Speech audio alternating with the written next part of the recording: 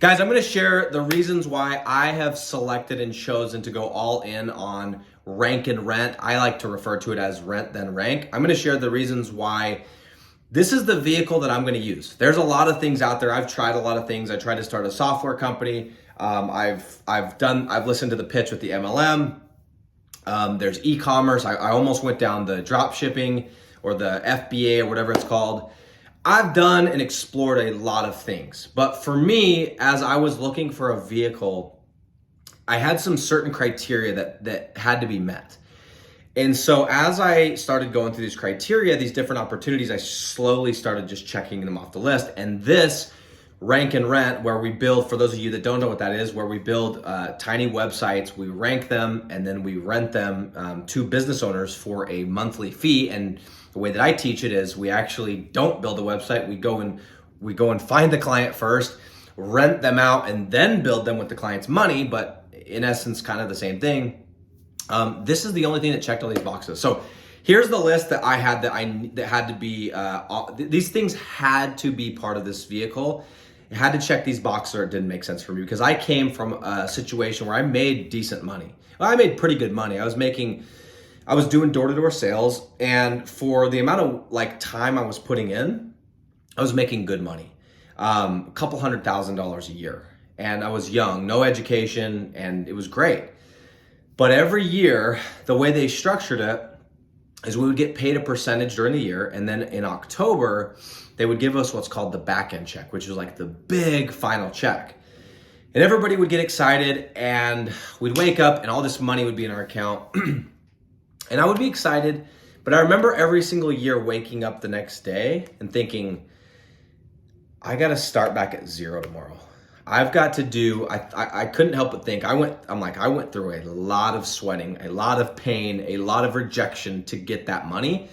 And I got to do that again to get that money. I got to do that again to secure the bag. And so for me, I'm like, I have to find something different. I have to find something that's going to check these boxes. So these are the boxes, the criteria that it needed to have. And these are the things that it checked. Number one, it had to be passive. Okay. Now, I don't believe anything is 100% passive, so I'm going to call it semi-passive, but it had to be passive in nature, in that I didn't have to do a lot of maintenance to continue to get paid. You know, a lot of us had SEO clients and website clients and social media clients, and there is a lot of maintenance that comes with it. And I wanted something that was passive. Okay. And so I knew real estate was passive, but I didn't have like a ton of money stored up to just go and buy a bunch of real estate. And so number one, it had to be passive. Let's call it semi-passive, okay? Number two, there had to be an asset involved. And if you guys have read the book Rich Dad Poor Dad, talk a lot about assets, right? These things that you can build or buy that will pay you again and again and again, that actually make you money. They don't, they appreciate by making you money instead of depreciate, and, they're just an expense, right? So it had to have an asset tied to it. And this, building these websites, these are the assets. So that check that box. Number three, it had to be scalable. So it had to be something that I could scale. And in the beginning, when I started looking around, I just thought, as long as it has the internet attached, it's scalable. But I was confused, because what I didn't realize is that, just starting a service business, like let's say SEO, for example, that's scalable to an extent, but it's not, scalable past a certain amount unless you want to bring on human capital. And that brings on a whole new set of problems. So it had to be scalable. And this is the one thing that I found that's scalable, that's also passive, that also has an asset involved. Okay.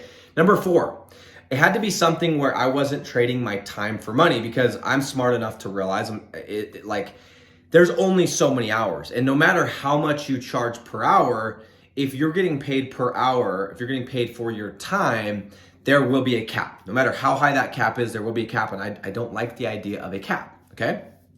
And so that was one of the things. Had to be something I didn't have to trade my time for dollars, okay? Number five is it had to be something that was recurring. If I wasn't gonna get paid month in and month out, it wasn't something that was going to interest me, because I've done the door-to-door stuff where they give you the lump sum. Hey, you made $500 on that sale. Awesome, great. Go make another one. But we didn't get paid over and over. And the company, I'm looking at it going, okay, this is $1 billion company. And they're paying us one time so they can keep the residual because they were getting paid for monitoring services. I was selling home security. So they would pay us once and they would make the monthly amount for 10 years.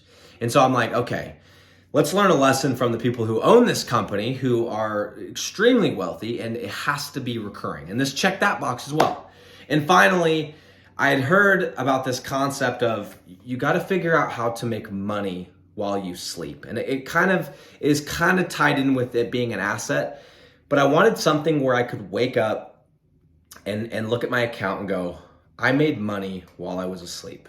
I didn't have to, I did that once and it's paid me again and again and again and again. And so I remember the first time this really hit for me. It wasn't actually when I was sleeping. I was actually out on the golf course. And this is like right in the beginning when I went all in on Rank and Rent. And I remember I was on hole number, I'll tell you exactly where it was. I was on hole number 10 on the back nine of a course called Southgate.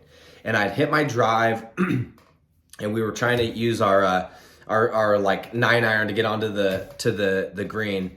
And I remember I pulled out my phone and I refreshed my email and I had set up a deal with somebody.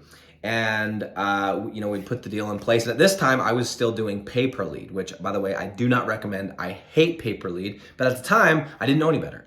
And so I had set up a deal, and I was getting paid $100 per lead. And this specific client was cool. They just paid $100 every time a form or a call came through. So it was nice. That is not always the case. And I do not recommend pay-per-lead. I don't have pay-per-lead deals. Right now, I have 0, and I will not do another one. But at this time, that's what I was doing. And I remember I refreshed my email and I saw a lead come through and I was like, that's crazy. I'm playing golf and I just made $100 playing golf. And I was so pumped. I was in fact more pumped about making that $100 than I was probably more satisfied and stoked about that $100 than I was when I hit 100K. No kidding. Because in that moment it clicked for me and I'm like, okay, this is the game. This is the game. I'm playing golf and I'm making money while I'm playing golf because I've done these things. I've built an asset and it's paying me over and over and over. And I'm leveraging the internet and media to make money while I sleep, play golf, whatever, right? So just really quick recap. Those are the things that I listed they were checklists there. I had to have these. The 6 things is had to be passive, had to have an asset involved, it had to be scalable. I couldn't be trading my time for money. It had to be recurring and I had to be able to make money while I slept. This is the only thing now. And by the way, if you're watching this and there's something out there that checks all of these boxes, please link it up in the comments because I would love to check it out. Because the reason I'm using this vehicle, it's not because I have some weird tie to this vehicle or that I'm emotionally tied to Rank and Rent. No, I'm using it because it's the best vehicle I know of to build wealth and the best vehicle I know of that checks the boxes that I just listed. So if you're new to Rank and Rent, these are the things that I needed to check. And for you, maybe they're different. Maybe you don't care. Maybe you don't care if you trade your time for money. I would hope that you would think that through. But my suggestion would be figure out what you want in the future. Figure out where you want to be and figure out like what you want your life to look like. And then find the vehicle that can get you there. And for me, that was Rent and Rank, AKA Rent, then Rank.